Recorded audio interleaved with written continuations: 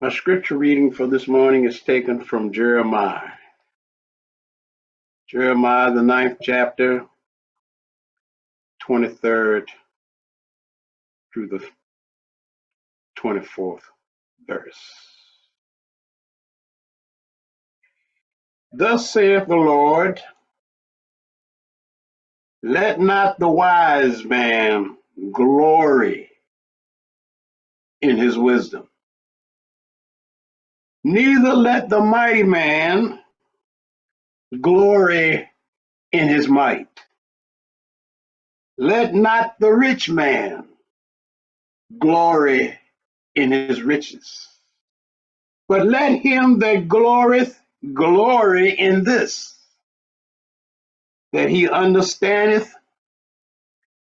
and know me, that I am the Lord, which exercise loving kindness, judgment, and righteousness in the earth. For in these things I delight, saith the Lord. Thus is the scripture reading of Jeremiah, the 9th chapter, the 23rd through the 24th verse. Again, I say to you, good morning. As we read this scripture and bring forth to our understanding what the scripture is speaking about. Let not the wise man glory in his wisdom. Now, you hear me say sometimes I step on some toes when I'm talking, and it is not my intentions. But I share that which is given to me, or that which is spoken through me, by the Spirit that is within me. We as human beings, many times we get caught up in our possessions and the things that we have acquired in life. And we wear these things as crowns upon our head. There are times when we want people to recognize us for the accomplishments, nothing wrong with that. We want people to recognize for the things that we have done, nothing wrong with that. But when we start to glory, when we start to glorify ourselves in our achievements, in our accomplishments, when we start to glorify ourselves in the things that we have acquired, the material and physical things upon the earth plane, we are shutting out the God within us. We're shutting out the source that has made it possible for us to have, for us to be. We have a tendency to think that it is because of our doing that we have acquired or accomplished all that we have. As long as it's good, it is most acceptable. See what I have accomplished. See what I have gained. Look at the knowledge that I possess. And we shut out the very source that is responsible. You see, what you have to understand is this. All glory be to God for whatever it is that we have for whatever it is that we have accomplished, and for whatever it is that we're seeking to demonstrate or to manifest in our lives. It's all due to the glory of God and not we ourselves. As long as it's good, we don't have a problem in saying that it is because of my doing that I have. But let those things, the material things and the physical things of life for unseen or unknown reason be taken away from us. Then we have a tendency to want to fault and to blame. We're not going to take responsibility for our losses. We're going to say something happened, the stock market fell, or somebody came by and did something so and so, or the winds, or the rain, or the floods came and wiped me out. We're not. Why did God allow this to happen to me? Why, God? And why are we so worried and concerned now because of our loss? If we had the ability and the power in the beginning to manifest and to demonstrate these things, should not be a problem for us to do it all over again. When we glorify ourselves, one thing that we have to understand or to know, the clothes that we wear, the homes that we live in, the automobiles that we drive, the dollars or the pennies that we have in our bank accounts, all the homes, and even the knowledge that we have within our mind, in our memory banks. It is not who we are. It is not who we are. In meditation this morning, it came to me that we think in terms of the physical body. We become so attached to the physical body that we think that we are the physical body. And as it was shown to me in meditation this morning,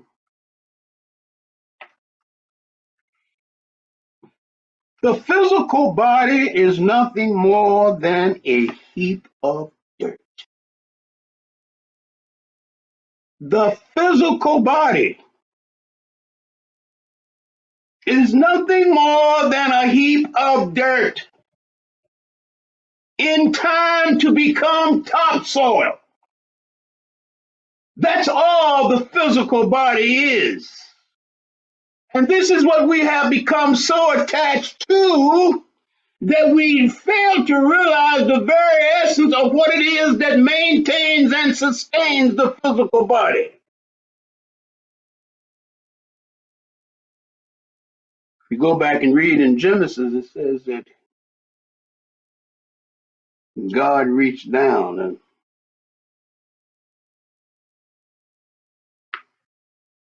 created man from the dust of the earth and breathed into this form of dust, and man became a living soul. We are not the body, we are not the mind. And we have to know that in time this will pass away. So we have to come to that understanding of what is it that I am. And And there's the key. I am. I am the light and the life of the consciousness of the spirit that is the source of my being. When we seek to glorify ourselves, we do not speak a truth of what we are.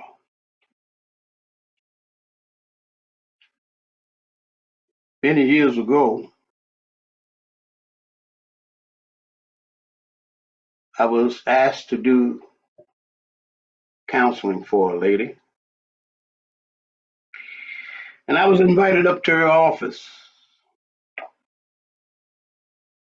When I went into her office, I was in awe. Her office probably was like a, if I can just say it, a little exaggeration, was like a block long, a block square, block long, big.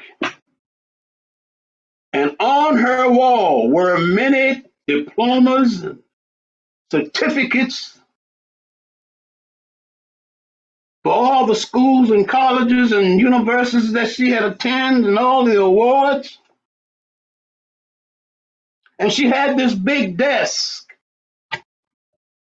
must have been about 10 to 12 feet long, 6 or 7 feet wide. And as she sat behind this huge desk, and me on the outer side, it was almost as if I was being swallowed up. And as we concluded the counseling session, she asked me, she said, "What college or university did you attend?" Well, at that time, I only had a GED diploma. And I said to her, "I've never been to a college or a university."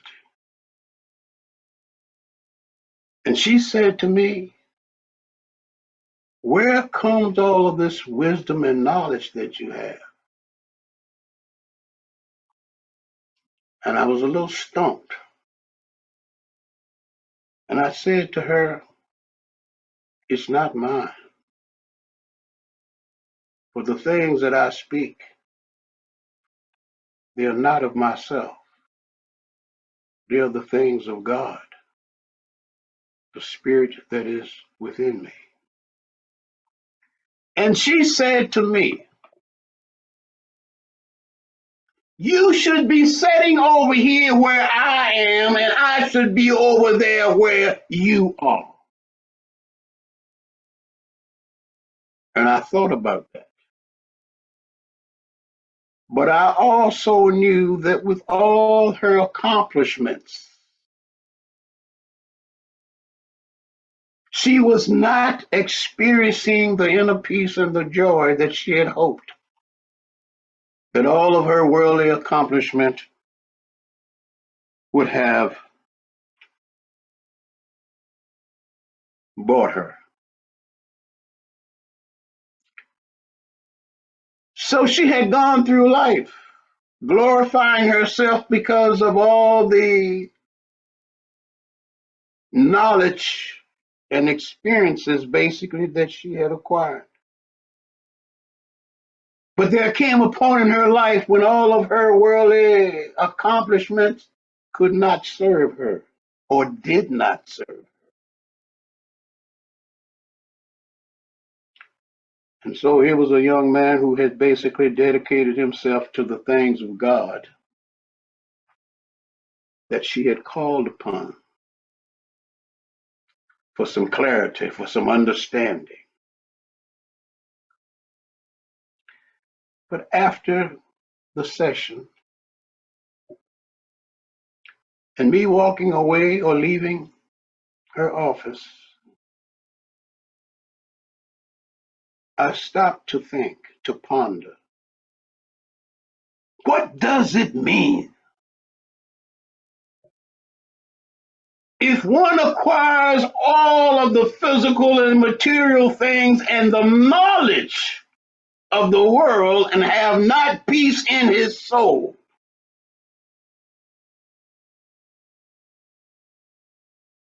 what do a man profit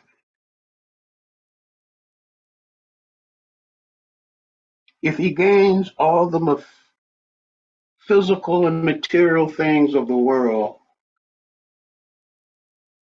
and have not peace in his soul? We like to glorify ourselves. We like to get up, as they say, on our soapbox and speak and say and proclaim to the world that this is who I am. And I have to back up and say, this is what or who. This is me. See me. For very few can really see the I am that is within us. Very few understand the I am that is within us. And as Jesus taught and said, for the many that looked upon him and worshiped him, that marvel after the demonstrations and the manifestations, Jesus said, it is not I that doeth the work, but the Father in me. And until we can turn within and access or communicate and become one with that inner spirit, that God consciousness within us, then we will continue to seek, to stumble, to fall, to blunder as we journey through this life. We have come not to suffer, to experience hardships, to experience lack and limitation, but we have come to bring forth the glory. We have come to glorify the Spirit of God within us and not we ourselves. You know, I can understand because I know from experience how we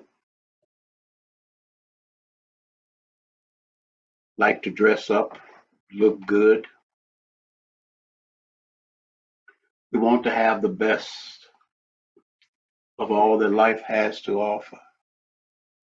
And we can have all that is needed and necessary for the comfort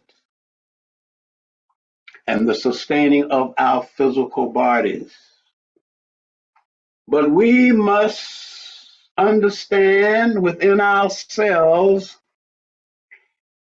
that it is something greater than the physical body that makes it possible for us to have life and have it more abundantly. We must understand within ourselves that there is a power within us that is greater than any power in all the world. But we are not willing to take the time to turn within. We are not willing to let go of all the things that represent burdens and hardships because somewhere in our mind we have a fear of letting go of that which we have, that which we think we are, because we know not the way or what this journey will reveal to us. So we hold on to the comfort zone. And sometimes the comfort zone can truly be harassing. The comfort zone can be so, in a sense, uncomfortable. The comfort zone can also be filled with fear. You know, folks say, I don't like to go outdoors, or I'm afraid to go outdoors at night. But I believe in God, but I'm afraid to go outdoors at night. I'm afraid to go to certain parts of the town at night, but I believe in God. Well, if you are afraid of the so called darkness, then you have no faith in the power of God within you. Glorify the God that is within you and not you yourself. Be still and listen. Be still and be guided by the infinite wisdom of God that is within you. Scripture says, lean not unto thy own understanding. We think that we know it all. We can't be told anything, especially, you know, when we're children, we can't rush to grow up to get out on our own because we don't want to live according to the rules and regulations of the home. We want to be free. And we think that if we are away from the home, the foundation, that we can go out and do it according to the way that we think it should be done. Blessed for so many that have had to learn the hard way because the grass looked greener on the other side. It still has to be cut.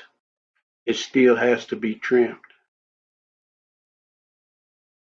Don't think or let life tempt you to the point that you turn away from the truth of what you are and to follow something that really has no inner meaning to the very truth of what you are. You know, the scripture wherein it says that Satan took Jesus up to the high pinnacle of the church and told him, said, if you fall down and worship me, I will give you all the kingdoms of the world. That's how that ego in us portrays us. If we worship and follow the teachings or the beliefs of the ego, we're going to be led down a darkened path. And for many, it's a one-way street. We're not willing to follow the spirit within us. We're not willing to listen. And sometimes when we don't listen to the spirit within us, the spirit will speak to us through other people. The spirit will speak to us through our mothers and our fathers, through our brothers and sisters, through our friends. The spirit will speak to us. The spirit will do whatever it needs to do to get our attention. And when we don't listen, as my mother used to say, if you make your bed hard, you're going to lay hard. When you don't listen, life will do whatever it has to do to get your attention. Life is not concerned about pain, doesn't care about how much you cry, how much you ache, how much pain you are enduring. Life does not care. all life wants to do. And the saying is, it makes no difference as to how it cracks the nut as long as it gets to the meat. And the meat is your understanding, getting you to listen, getting you to open wide your eyes so that you can behold the truth. One day, these bodies will become topsoil or dirt. What is it that you have done for your soul?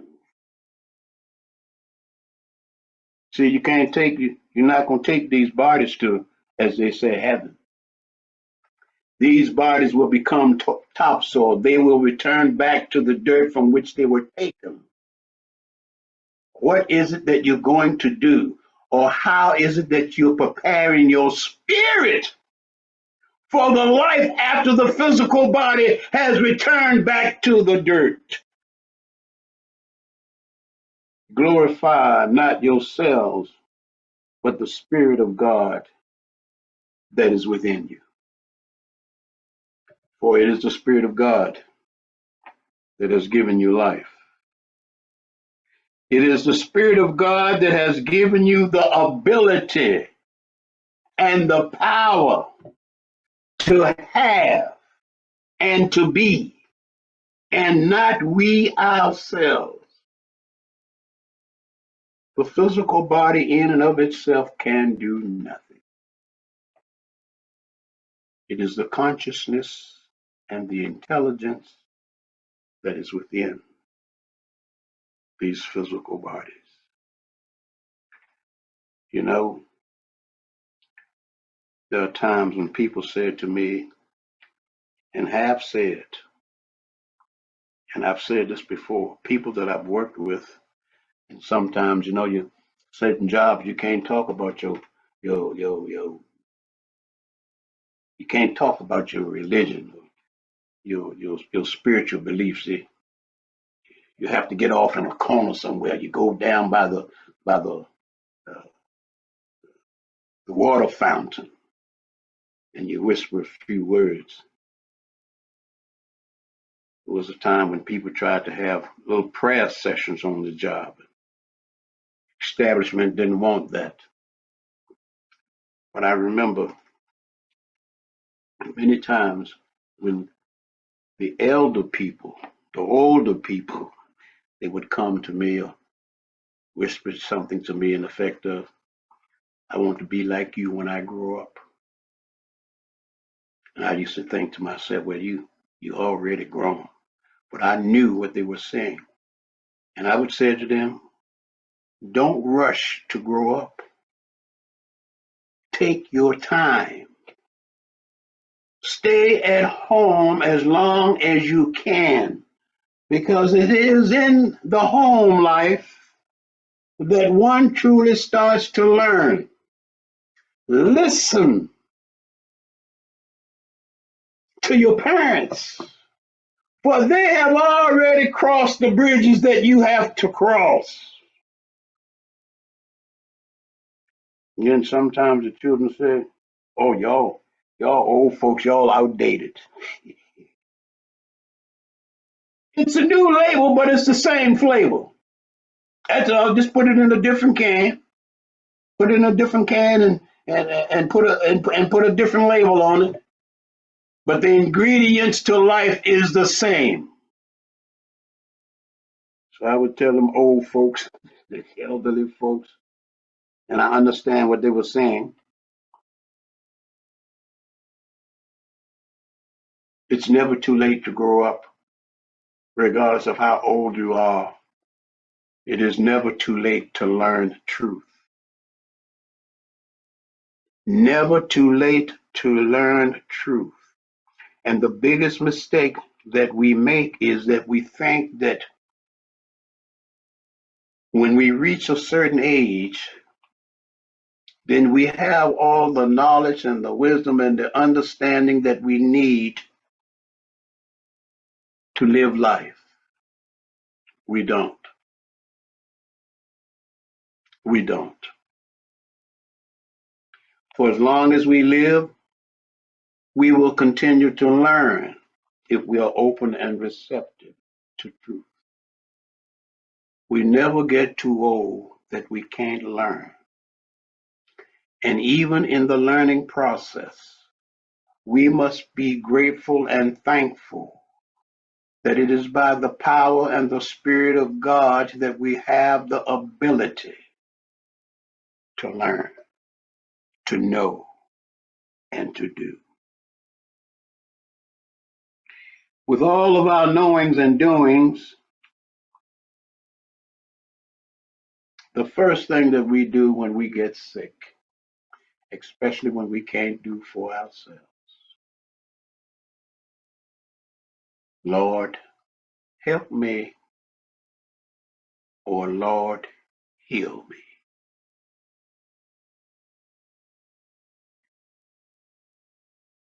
And all the times when we were doing good and everything was going our way,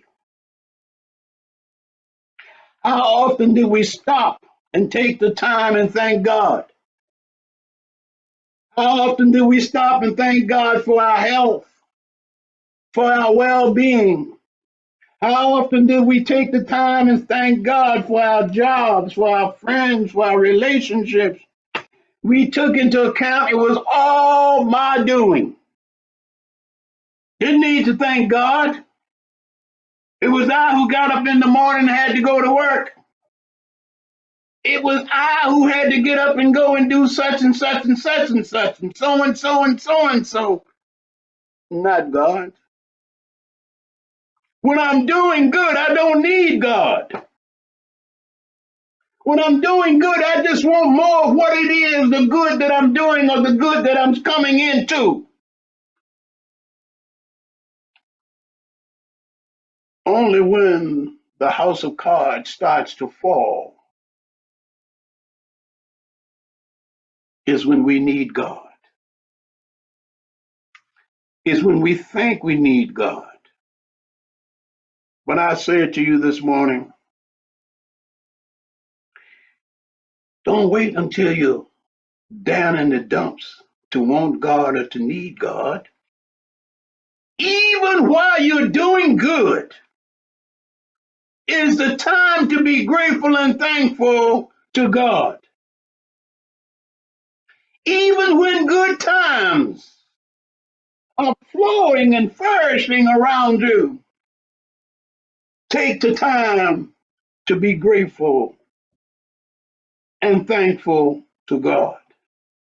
If you take the time and be grateful and thankful to God when you're doing good, when times are good, you will never know bad times. You will never, ever experience lack and limitation. The doors of life, the abundance of life will always be open unto you. God does not close doors. We close doors by our ignorance and our lack of understanding. Namaste. God bless you.